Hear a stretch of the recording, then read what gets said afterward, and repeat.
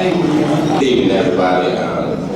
They told me I can't curse, and I said, why not more than me? So I'll start out. It's great to be a friend of Jay. It's great to have a chance to sit here and honor him. Our relationship started here in Houston some time ago, and I kept a reminder of our relationship. You all probably got one to the house. It was a milk carton when Jay was missing in action from KMJQ. I kept mine and take it home with you. From there, he moved to Dallas, Texas, and I just got promoted to Dallas and had a chance to work there, and things were going good.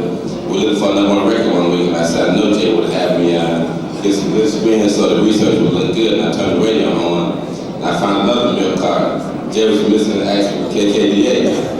There you go, my brother. Then from there, Steve permanently looked out for him and moved him to Virginia. When Jay was up there and was rolling, I was getting a lot of collect phone calls. And next thing I know, I got another milk carton in the mail. Here's the one from WOWIJ. And by that time, my daughter started learning to talk. She started to say, Dad, when is Jay coming back home? And Mary Catherine looked out for him and brought me to KJMZ. We got real happy, but we had guarded optimism on because Jay didn't know format. At the time, they played only one record. So here's the other milk can from KJMZ. And it doesn't stop there, Jay. From there, we went to New Orleans. We got all happy. A lot of your friends you may see, you know, at the convention didn't come out tonight. They were all coming down and they had a flashback to when you had a barbecue and everybody showed up at your house and you didn't show up for the barbecue because you was riding around with a baby face. So here's the other milk carton, Jay. And from there, you went to San Diego. You know, our love always goes with you. As Moorhead says, he needs a job. And I got a call from the people at Atlanta Dairies, that's where I live now, and they gave me something to bring to you, Jay. We know it's going to happen again, so we got a whole thing on the next time. Jay, you know, my brother, if I got one friend, it's you, man, record or not, it's a lot of people.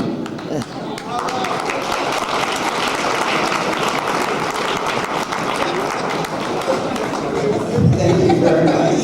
I told you you're going to get toasted in here tonight, especially with all that milk on.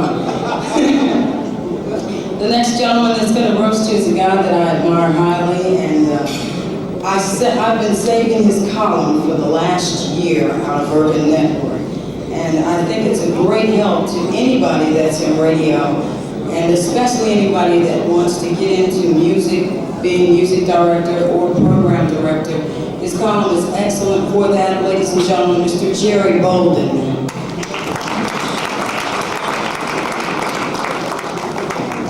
Thank you, Desiree. I feel really good to be able to say a few words about Jay Michaels tonight. I'd like to tell you that Jay Michaels comes from a small town in a dull neighborhood, but that's not true. Jay is from Los Angeles. But the part of Los Angeles he's from is like a small town in a dull neighborhood. The school paper has an obituary column. If it wasn't for mouth-to-mouth resuscitation, there would be no romance at all. But those of us who know Jay Michaels know that he's a very creative broadcaster, very creative man. He once went to a masquerade party in the nude. He said he was an unfurnished apartment. He believes the greatest joy of fatherhood is getting there. He also believes vasectomy should be made retroactive. Jay wasn't always in radio, you know. He's had several other jobs. One job, he had over 300 men under him. He used to mow the lawn in the cemetery.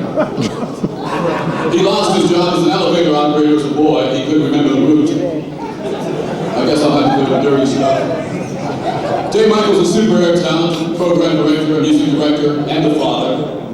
Every father was a kid once.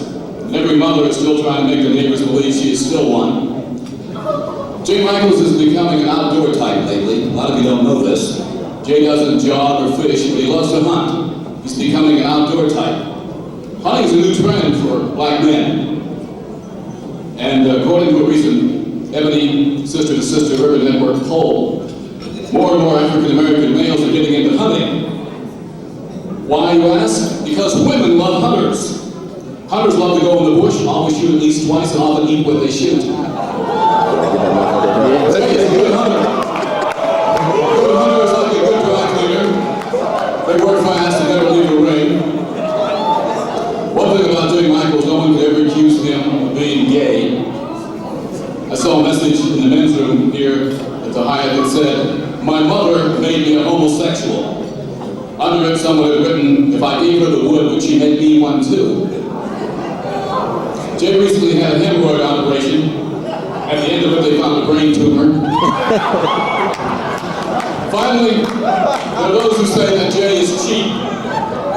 That his idea of being forced to commit an unnatural act is to pick up a check. That's not true.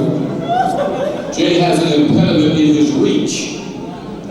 Jay deducts for charitable contributions to the Widow of the Unknown Soldier. He once sprained his ankle trying to step on a tube of toothpaste. Jay doesn't have to go to a shrink though, despite the stress of being out of work, all the stresses that this business can put on you. He doesn't have to go to a shrink because he's little enough already. Even with a penal implant, they still call him small wonder. In fact, in the National Meat Contest, he won an award for his seasoned sausage among some stiff competition. But he is not cheap. His pants just have one-way pockets. He once got mad because he got better before his medicine was gone. His family thinks meat is a fad diet. When there's a call for charity like the YBPC scholarship drive, Jay's the first one to put his hand in his pocket and leave it there. Jay is a young man who believes that between tomorrow's dream and yesterday's regret is today's opportunity. He believes it's important to set and maintain high standards. At a time when money is often used as bleach to take the stains out of reputations, Jay Michaels is another encouraging sign. He's an equal opportunity fighter. He helps both sexes. Jay Michaels is a foot soldier trying to wage a war and fulfill unclear objectives and achieve victory against an elusive enemy called time. He's fighting for his survival and yours. Jay is a young living legend whose achievement, character, and efforts are reflective of the highest standards. A time when African Americans in general and programmers in particular have been used, abused, confused, and often left to drown. He has been one who has assumed his role well. Some people help to affect change, set examples, and represent hope. Jay Michaels is one of those. Today, when we desperately need black male role models, where we run the risk of continuing to spawn generations of black youth who are ill-equipped to enter the industry labor force, form families, or replace this generation when it retires, Jay Michaels stands out. All that means is the lights may be bright, but they are also temporary. And you can stand taller by reaching back. Those of us who are privileged to really know Jay Michaels know that he jams. He helps others to jam. Jay Michaels is a jammer. A dapper rapper, a pace setter, a go-getter, a living link, a tan treasure, who swears his secret is to live honestly, sleep well, fly first class, eat sensibly, make that swallow sensibly, play 10 in a row, and jam continuously. And despite what he's already achieved, his best years are still ahead of him, and because of that, ahead of us. And we all know that when his jamming days are over, in that great black 100,001 radio station in the sky, WNIG-FM, there's a place for Jam and Jay Michaels. Thank you. See you for Jerry Bowler. Leave it to Jerry to come up with something. Making up words. I went hunting yesterday.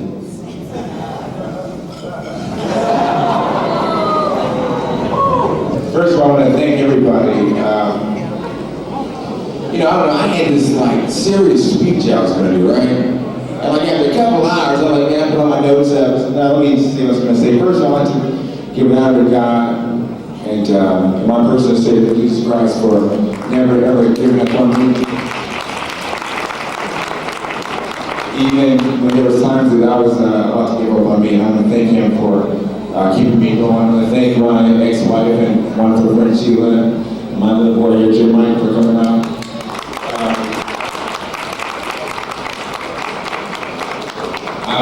all my people that spoke for me, my panelists for speaking in my behalf. It was funny because everybody said, Jay, I must say something real serious, all right? No jokes, but really serious about you. So everybody surprised me, and thank you. And last, this award and this night,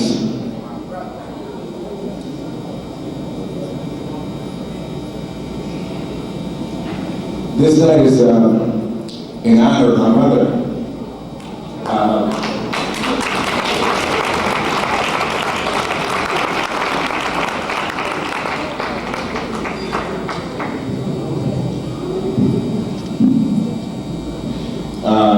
She's not alive today, and she gave me up for adoption when I was 3 months old, and I never had a chance to meet her.